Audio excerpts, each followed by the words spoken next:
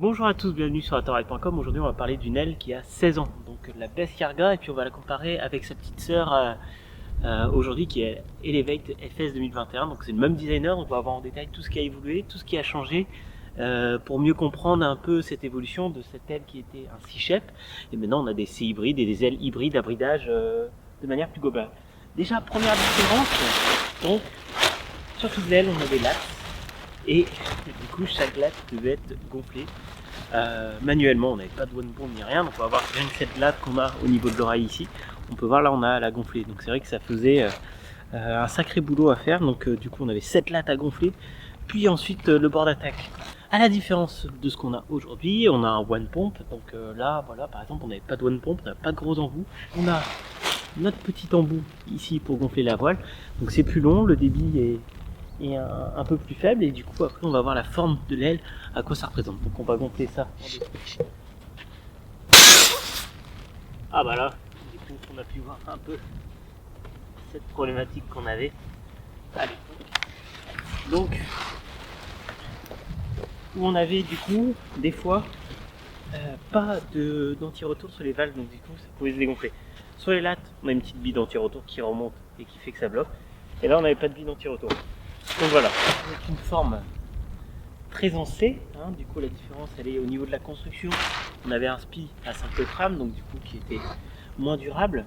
On avait bien évidemment le gonflage qui était un peu complexe, un peu long on va dire, avec du coup une pression qui était plus approximative. Autant maintenant on sait qu'on fait à 7-8 PSI, autant avant on savait pas, déjà d'une on n'avait pas de mano, du coup on n'a pas de bridage, donc c'est tout simple. On a une ligne pour accrocher à l'arrière, une ligne à l'avant. Bon voilà, on pouvait mettre plus ou moins de puissance, mais bon globalement le choquet était très limité. Donc voilà, on avait la structure de l'oreille qui aujourd'hui est assez importante, qui au final dépendait de comment gonfler le boudin ici. Alors des fois c'était des lattes qu'on avait en fibre. Bon voilà, il y avait plusieurs types de construction. Après ça dépendait vraiment des marques. Donc une implantation du coup de lignes d'un côté et de lignes de l'autre. Mais on avait aussi du coup, alors on va voir ici, la possibilité d'avoir 5 lignes. Alors là, encore une fois, pour avoir 5 lignes, il fallait vraiment bidouiller et trouver un peu ces réglages. Donc là, par exemple, en l'occurrence, Vivien qui avait cette voile, lui, il l'a mis en 4 lignes. On peut voir ici, on avait quelques petits renforts. Hein. Là, c'est du renfort en EVA.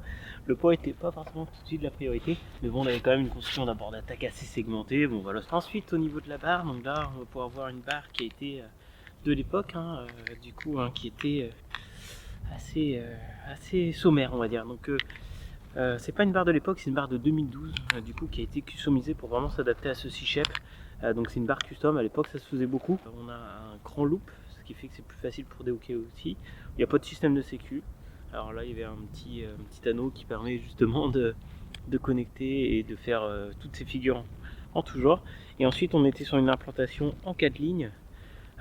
Direct, donc il n'y avait pas la possibilité de choquer, etc.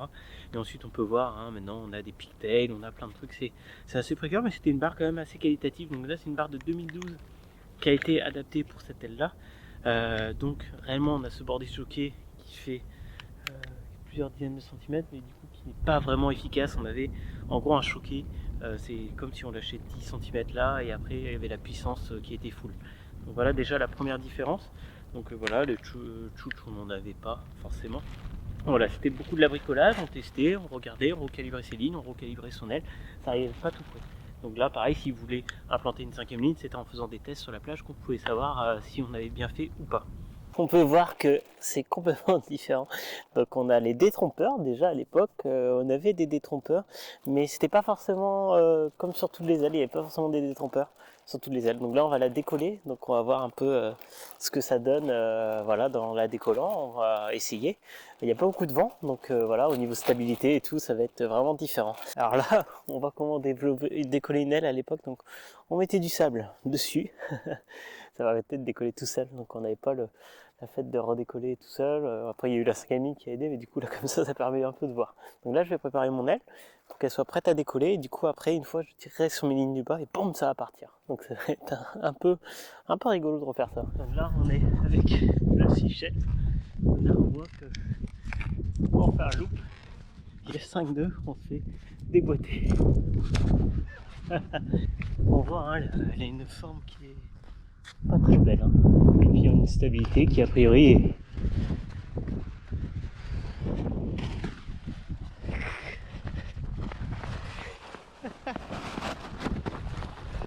Donc on a vu la stabilité qui était pas folle. Stabilité là où elle nous fait une petite surprise. Donc sur une autre elle serait pas arrivée, hein, ça c'est sûr. Je l'ai lancé là qui est derrière qu'on voit, hein, la Best Yarga, du coup qui était très très connue à l'époque. Et là du coup on va voir du coup le C-Hybride, la Elevate FS 2021. Donc déjà, ce petit embout là, ça dégage. On passe uniquement sur un embout aujourd'hui qu'on appelle la baïonnette, donc directement. On a juste du coup à mettre et c'est parti. Donc là, on voit déjà c'est beaucoup plus abouti en termes de construction, en termes de finition.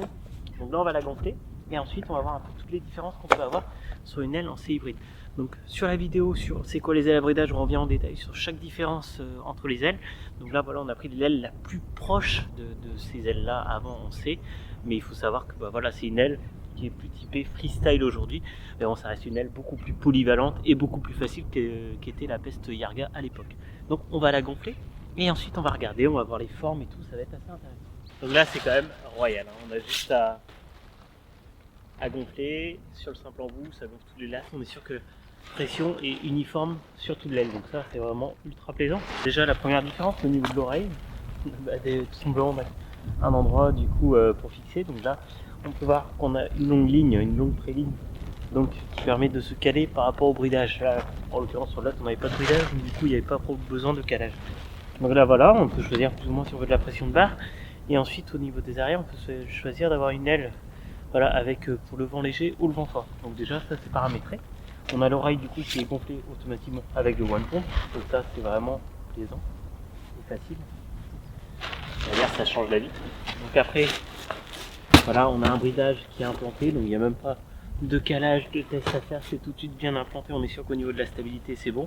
On a du coup, là par contre pour le coup c'est vraiment plaisant d'avoir au niveau de l'oreille sur le bridage, on a plusieurs réglages au niveau des avant, donc qui permet de modifier un petit peu l'aile. Donc voilà, avant si on voulait faire ça, il fallait tester soi-même. Donc après, en aspect construction, l'aile, on peut voir que c'est beaucoup mieux fini. On a des renforts en fait sur le bord d'attaque en aramide hein, pour protéger l'aile des sols abrasifs. On a un d'action qui est beaucoup plus qualitatif, hein, beaucoup plus fini, et un ski à 4 rames, donc là qui est beaucoup plus raide. La différence qu'on voit avec l'autre aile qu'on a derrière lui, c'est que du coup, en fait, avec ce bridage là, on a l'aile qui peut avoir un angle et un choqué plus important. Et au niveau de la barre, on est un peu sur les mêmes dynamiques qu'à l'époque sur la marque qu'on a regardé avant, sur la barre un peu bidouillée. Donc là, on a maintenant des lignes qui sont vraiment abouties. On a des systèmes de sécurité qui se sont considérablement améliorés. Donc là, maintenant, ils sont tous normés. On a du coup un largueur, c'est simple, c'est un push.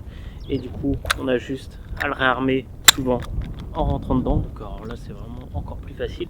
À l'époque, on a dû faire nos largueurs. Vous pouvez revoir en détail un peu la différence entre les largueurs et un peu mieux comprendre. On a du coup le dévrilleur qui permet de défaire le tour dans les avant, donc sur la barre qu'on a vu précédemment. Du coup, il fallait soit faire un back loop kite loop du coup pour pas faire de tour, soit si on faisait un back loop derrière, il fallait faire un front loop ou il fallait faire un loop avec l'aile pour justement défaire, détwister les lignes ou tout simplement le faire sur le sable en faisant des rotations arrière sur le sable ou rotations avant pour défaire. Donc c'est vrai que c'était un peu plus long et laborieux, donc là c'est vraiment abouti. On avait déjà la possibilité de régler la largeur de la barre, mais après c'était un peu plus compliqué, alors que là c'est assez simple, on peut vraiment avoir une taille de barre optimisée. Donc c'est vrai que là on voit que en termes de construction ça s'est quand même bien amélioré. Après c'est les mêmes matériaux qui sont utilisés sur les ailes, hein.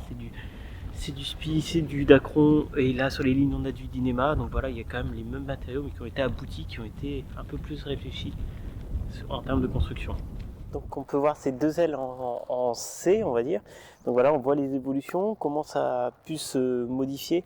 Donc voilà, c'est sûr que bon, ça a bien évolué, ça s'est considérablement amélioré. Donc après, ça a pris du bon un peu partout. Donc c'est vrai que voilà, les ailes avaient peut-être manqué un petit peu de polyvalence sur ces ailes-là, mais à l'époque, on n'avait pas le recul et on n'avait pas encore les premières ailes à bridage, alors que là, du coup, ces ailes à bridage sont certes en forme de C, donc ce qui fait qu'on a toujours ce répondant dans la barre, ce côté-là où ça nous éjecte en saut et qui fait qu'on se fait un petit peu arracher. Mais c'est vrai que du coup avec celle-là on se faisait arracher mais sans avoir vraiment du contrôle. Alors là on a toujours du contrôle et ça reste polyvalent, et un débutant pourra avoir beaucoup de repères avec, alors que là c'est vrai que fallait déjà être un peu aguerri, sinon on se sentait un peu en danger. Et en tout cas il n'y a qu'une adresse pour renseigner sur les ailes de kitesurf, c'est ataoride.com. Donc à très bientôt sur ataoride.com.